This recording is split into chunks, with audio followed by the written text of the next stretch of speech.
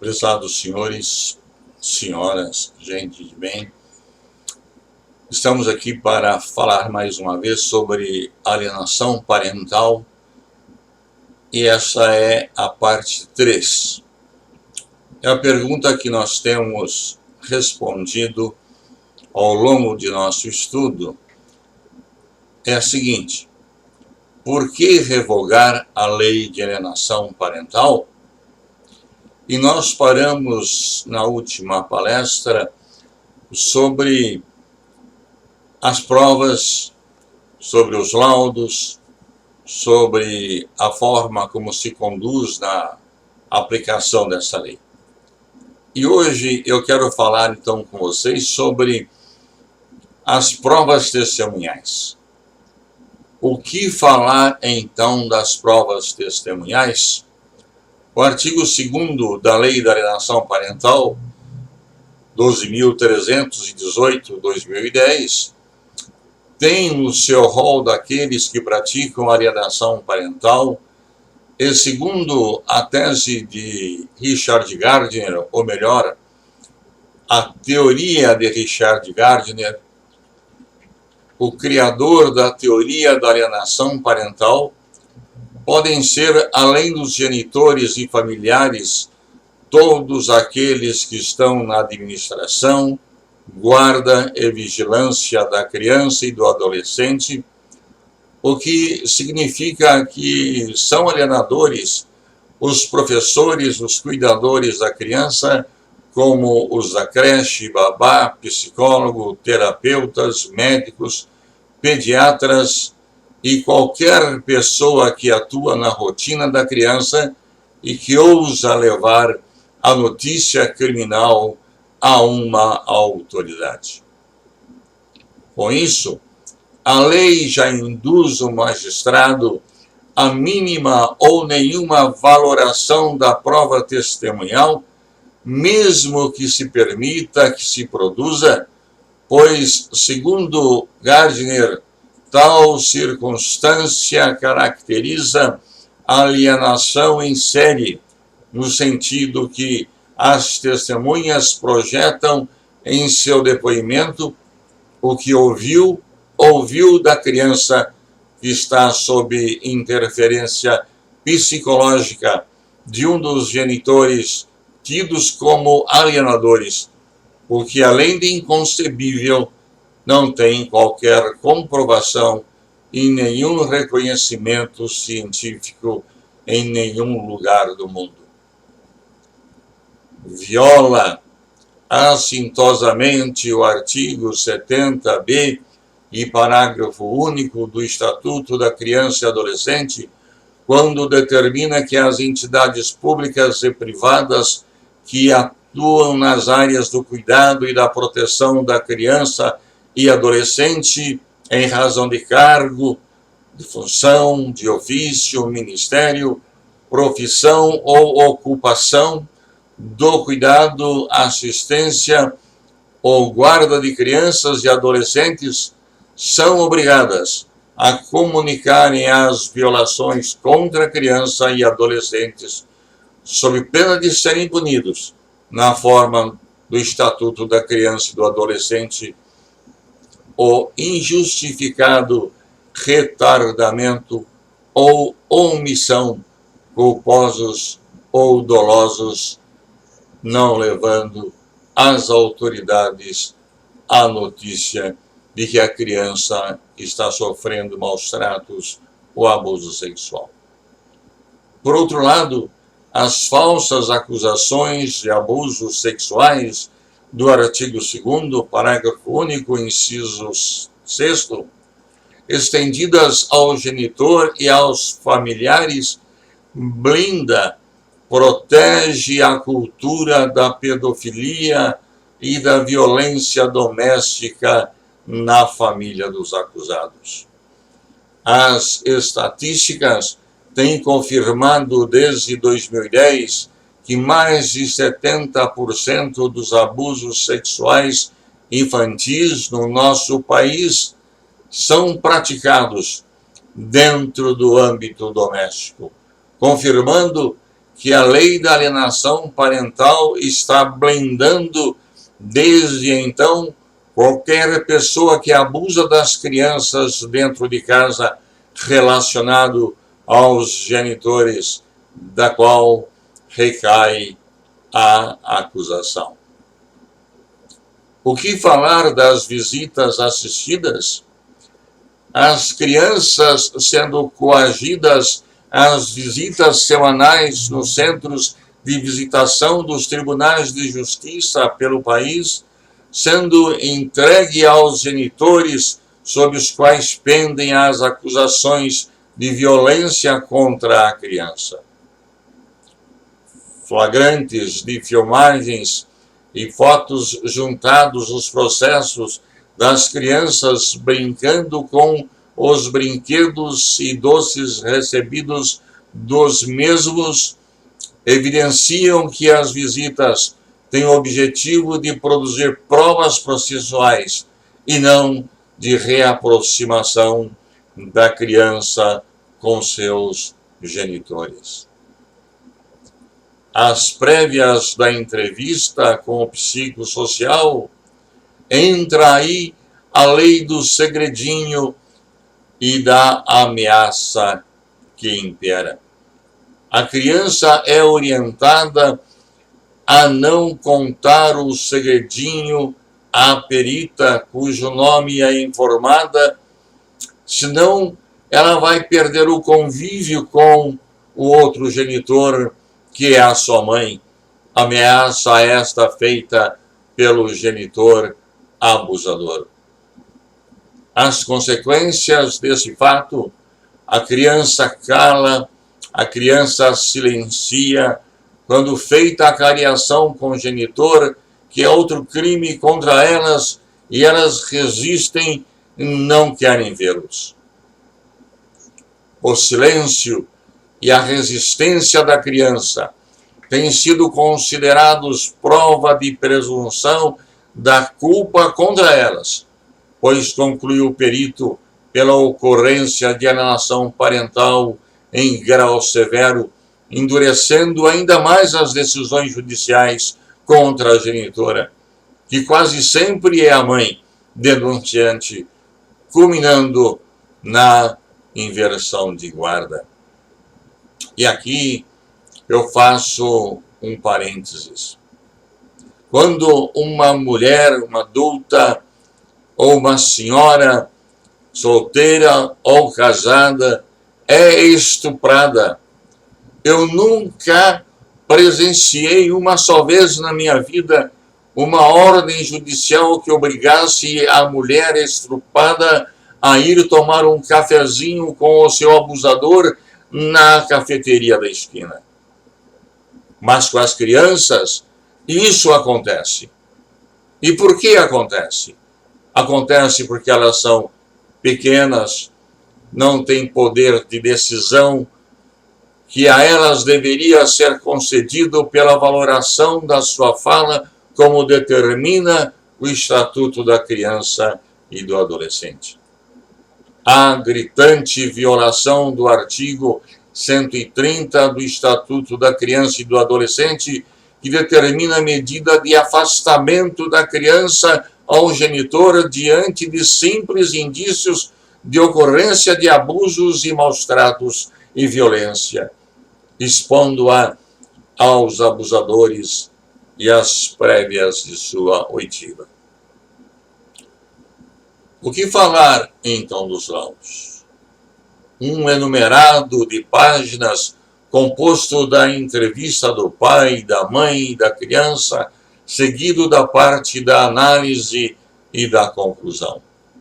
O depoimento pessoal dos genitores, consagrado pelo Código de Processo Civil, que deveria ser realizado em audiência de instrução, com a garantia do contraditório, dá lugar à terceirização de sua oitiva através do perito psicossocial, sem qualquer oportunidade aos seus defensores, à promotoria e até mesmo ao juízo de interferir na entrevista.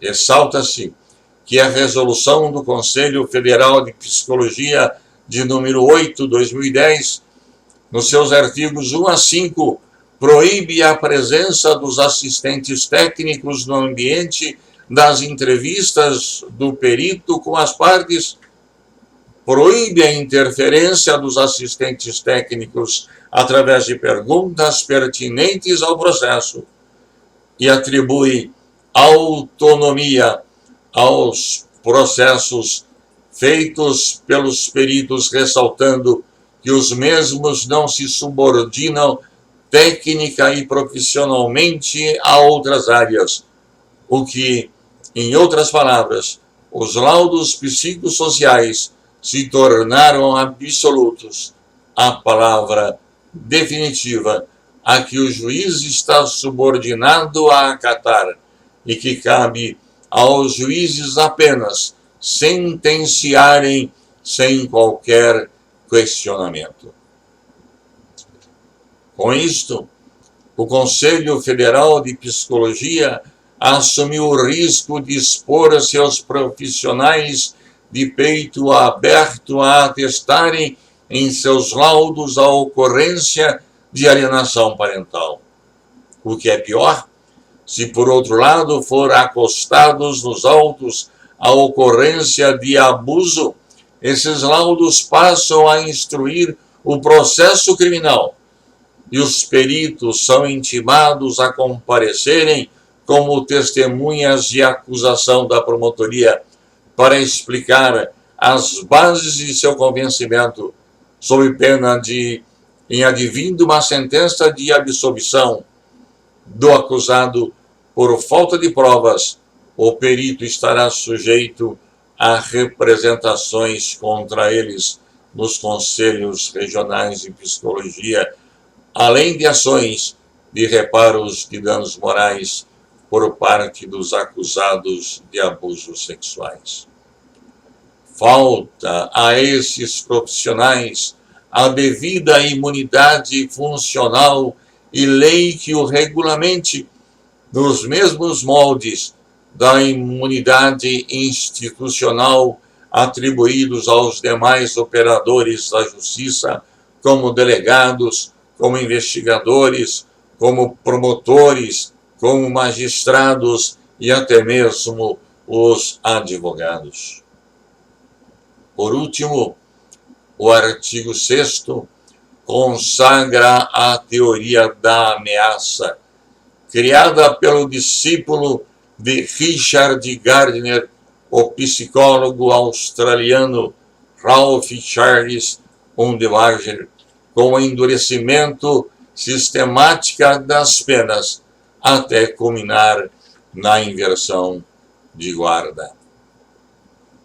É a prisão institucional das crianças retiradas com força de polícia, acompanhadas por oficial de justiça e entregue aos prantos ao genitor abusador.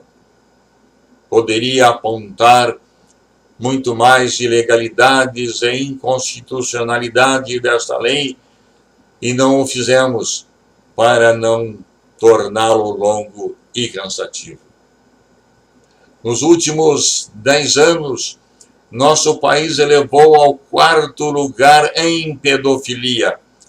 76% dos pedófilos do mundo estão no Brasil e é o 5º país em feminicídio no mundo, segundo a Organização das Nações Humanas. Ou melhor, Organização das Nações Unidas. O novo fenômeno social do infanticídio seguido de suicídio, à semelhança da chacina de Campinas, onde um pai matou 11 pessoas da família materna, entre eles a própria ex-esposa, matando por último o filho e logo em seguida suicidou-se. Outros inúmeros casos, por motivos mais torpes possíveis, como traição, vingança, pensão alimentícia, queima de prova de arquivo em denúncias de abusos sexuais vitimam nossas crianças. Não tem classe social, não tem religião, não tem etnia. Crianças morrem todo dia nesse contexto. Nosso Estado é omisso. E o sangue dos inocentes de todo o país clama nesta hora pela revogação da lei da alienação parental. Nenhum país tem a alienação parental como lei. Nosso país não pode ser exceção. A responsabilidade parental consagrada na Constituição Federal, no artigo 226, parágrafos 7 e 8, deve ser regulamentada, pois não são os pais que se tornam agressores, mas sim os agressores que se reproduzem e se tornam pais. E de cada 10 crianças que hoje é abusada, amanhã 8 delas fará o mesmo com seu filho, transferindo para ele a sua dor. O Ministério Público Federal, manifestando-se sobre o substitutivo proposto pela senadora Leila Barros em relação ao projeto de lei do Senado 498/2018, que quer a revogação da lei, traz algumas reflexões que é importante salientar. Quem tiver a curiosidade de procurar na internet a nota técnica número 4/2020, encontrará na página 10, e isso foi agora em 10 de março de 2020, a seguinte afirmação: o Instituto da Alienação Parental foi invocado nas varas de família como argumento jurídico, o que parece ser o indício de que não se trata de uma epidemia, mas de um discurso. Discurso lucrativo à advocacia privada e às atividades periciais nomeadas ad hoc para manifestação em processos judiciais. E mais, afirma o Ministério Público Federal, assim, a utilização da alienação parental seria uma estratégia perversa da defesa dos genitores acusados de violência doméstica, física ou sexual contra crianças e adolescentes.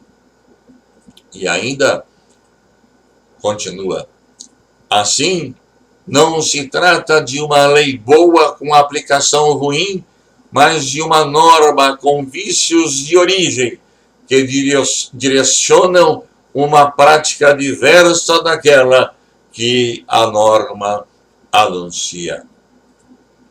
E eu concluo com mais uma citação do Ministério Público Federal.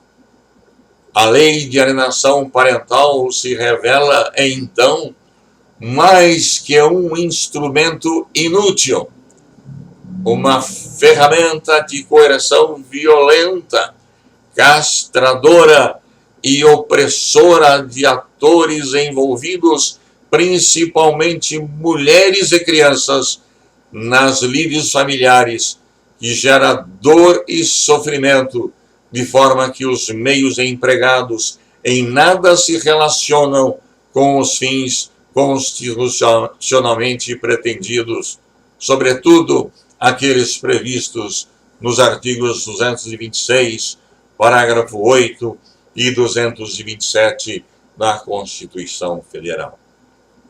Assim, quero deixar um conselho como um ancião que já tem hoje 73 anos vividos e um advogado que já há 43 anos trabalha na área da família e sucessões e que tem presenciado e advogado em inúmeros casos, se eu quero dizer a vocês, se queremos paz, se queremos amor, se queremos prosperidade, se queremos respeito, se queremos dignidade em nosso amado país, precisamos rever nossos conceitos e valores, voltar aos primórdios, destronar aqueles que ao longo dessas 2 décadas passadas aprovaram leis ideológicas com a finalidade de implodirem a família formada nos moldes judaicos cristãos, revogá-las, vez que agora o Brasil é nosso, o Brasil vive uma nova realidade. Em relação às crianças, trago à memória, como bem intitulou o Dr. Augusto Cury no livro O Mestre Inesquecível, que assim um dia falou: deixem vir a mim as crianças e não as impeçam, pois o reino dos céus pertence aos que são semelhantes a elas. E quem recebe uma dessas crianças em meu nome, a mim me recebe. Entretanto, se alguém fizer tropeçar uma desses pequeninos que creem em mim, melhor lhes seria amarrar uma pedra de moinho no pescoço e se afogar nas profundezas do mar. O autor dessas palavras, Jesus Cristo. Muito obrigado pela atenção dos senhores. Estarei gravando a parte 4 de nosso estudo. E eu espero que, lendo esse nosso trabalho, que é um resumo daquilo que nós vivenciamos desde 2011 e 2012, possa servir de norte para a defesa de nossas crianças. Muito obrigado e até uma próxima vez, querendo Deus.